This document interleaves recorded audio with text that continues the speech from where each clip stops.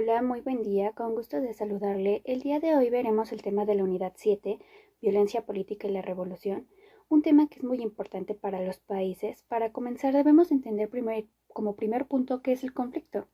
Los conflictos como primera instancia son la pelea entre dos o más personas que defienden un interés o una opinión en común. Es decir, que las personas van a contradecirse. Por ejemplo, una persona puede decir que está a favor de lo que está haciendo el presidente de la República Mexicana, mientras que otra persona puede decir que está en contra, formando un conflicto.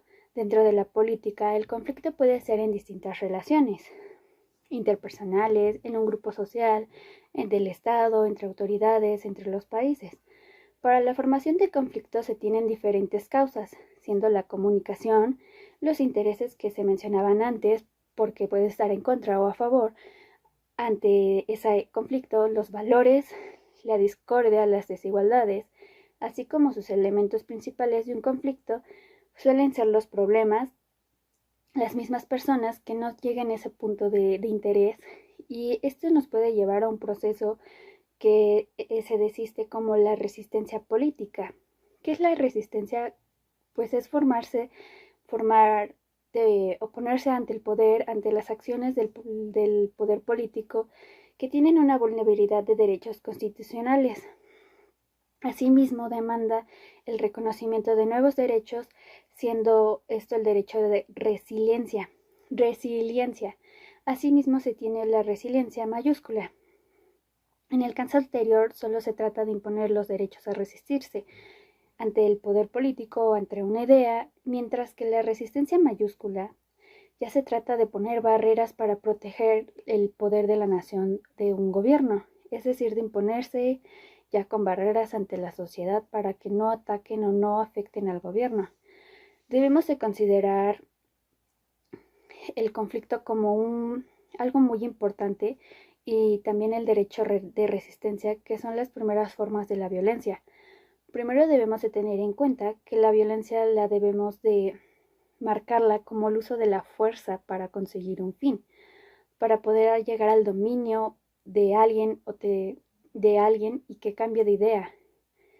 Tenemos diferentes tipos de violencia, como ya los conocemos, existe la de género, étnico, familiar, verbal, psicológica, entre muchas otras de ellas que causan que su objetivo principal de la violencia es causar un impacto en la persona y manipularla para que puedan llegar esa persona a fines y cumplir objetivos. La resistencia es muy importante al hablar de la violencia. Primero debemos de comprender el concepto generalizado de qué es la resistencia. Este se considera que es oponerse al poder, oponerse a una idea, a movilizar a las personas para que se resistan entre esa idea o acción que emite el gobierno, ya que esta idea del gobierno puede incomodar a las personas de diferentes formas, porque no pueden estar de acuerdo o pueden sentir incomodidad por lo que están diciendo, causando este tipo de resistencia. Existiendo la resistencia pasiva, en donde las personas van a oponerse a ese abuso de la autoridad por medio de manifestaciones, por medio de huelgas, por medio de la desobediencia civil para que no se cumpla esa idea, pero en esta no usamos el uso de la fuerza, no usamos la violencia como tal, sino que solamente es resistencia, como dice, resistencia pasiva, resistir a las ideas y a lo que se opone el gobierno. Y otra de ellas es la desobediencia civil, en donde ellos van a participar de la forma de formar huelgas, formar distintos tipos de manifestaciones con la finalidad de que tampoco se cumple la idea, pero esta la debemos entender que ellos se oponen porque el gobierno impuso una norma, impuso algo que a los demás les molestó y que no están de acuerdo con el gobierno. Estas huelgas pueden ser de los civiles, pueden a veces existir la violencia, pero es en contra de las normas y las leyes que pone el gobierno.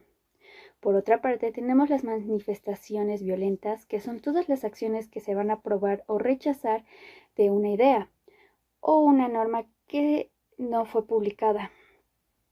Esta puede ser personal por parte de un ciudadano o por parte de una institución, en donde una institución o un burócrata recuerda que impone esa norma, impone esa ley o impone algo provocando la violencia. En estas sí se va a tener la violencia, sí en estas huelgas y estas manifestaciones sí se va a hacer el uso de la violencia para que las personas sean escuchadas. Pero por otra parte, en estas manifestaciones y en estas resistencias se puede frenar por medio de la represión moderna. La represión moderna es un efecto principal en donde el gobierno va a salir a los disturbios, va a salir a las manifestaciones a tratar de frenar y negociar a ese punto con los líderes o con las personas que están formando el disturbio o las resistencias y las manifestaciones para llegar a un acuerdo, pero el gobierno nunca va a aceptar o solamente les hará creer que cumplirás lo que están exigiendo para que se calme todo y al final ellos no van a tener nada para darles a la sociedad y cumplirles. Por otro lado tenemos los disturbios. Su concepto nos menciona que es una alteración que modifica al estado normal o lo pacifica. Estos pueden ser distintos motines, huelgas, manifestaciones. Tenemos el disturbio generalizado, el cual trata de generar una cuestión que puede ser por parte de los civiles o parte de las autoridades de fuerzas de seguridad, formando una gran polémica sobre la idea en donde pueden ser aceptadas o rechazadas. En estos dos tipos se tienen las manifestaciones simples, que es donde solamente un grupo de personas o un grupo social va a defender o va a formar ese disturbio para que el gobierno los escuche. Por otra parte, tenemos las manifestaciones mixtas, que suelen tener dos elementos principales, siendo la causa de la tensión y la desobediencia, formando alianzas entre los grupos sociales. Puede ser que las feministas se alíen con la comunidad LGBT para buscar el derecho o la justicia de algo que no se les cumplió. El disturbio de la Fuerza Armada es cuando las autoridades de seguridad se meten dentro de este para que puedan formar un golpe de Estado, pero este solamente es por parte de las autoridades de Fuerza Armada. Por otro lado, tenemos los delitos políticos. Esta parte es muy importante porque de ellos debemos de considerar que el delito como primera instancia es sancionado porque es imputable, porque su acción no es típica y es antijurídica. Este suele ser castigado por el Código Penal. Así que un delito político se comprende como las conductas que amenazan el orden jurídico, las instituciones, asimismo teniendo fines específicos.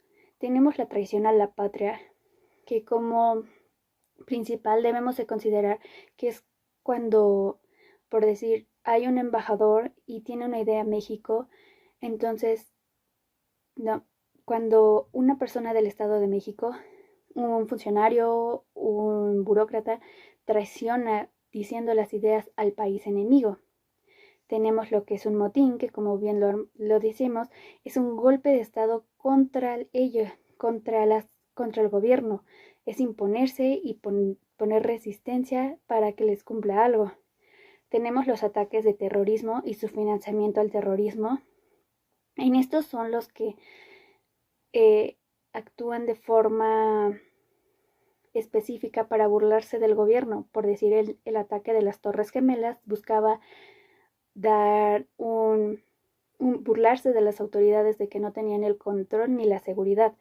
Tenemos el crimen peculado, que es cuando los funcionarios dentro del gobierno están robando dinero porque están haciendo mal uso de su autoridad para llevarse el dinero a causa personal. Tenemos el gobierno impuesto, que el gobierno impuesto nos menciona que es cuando, por decir, un viene alguien de otro país y tiene una nacionalidad mexicana, pero también española y quiere venir a quedarse aquí a México e imponer su poder simplemente porque quiere. Por última parte, debemos de comprender que el terrorismo son los actos violentos donde su principal objetivo es causar terror a la sociedad por medio de las ideologías y de las tácticas, de estrategias con el fin de cumplir diferentes objetivos. Estas acciones son delictivas y penadas, ya que también se pueden usar para ridiculizar y minimizar a un Estado o una institución, como lo vimos en el caso de las Torres Gemelas. También puede existir el terrorismo del Estado, que es cuando el Estado mismo pone una dictadura con el fin de causar pánico y terror entre la sociedad por parte del mismo gobierno, para que estén controlados. Llegando a esta parte final, la violencia existe dentro del Estado y su finalidad es oponerse a las ideas o reprimir a la población con la finalidad de que todos los funcionarios no dejen su poder y que formen polémicas para que hable la sociedad. Gracias.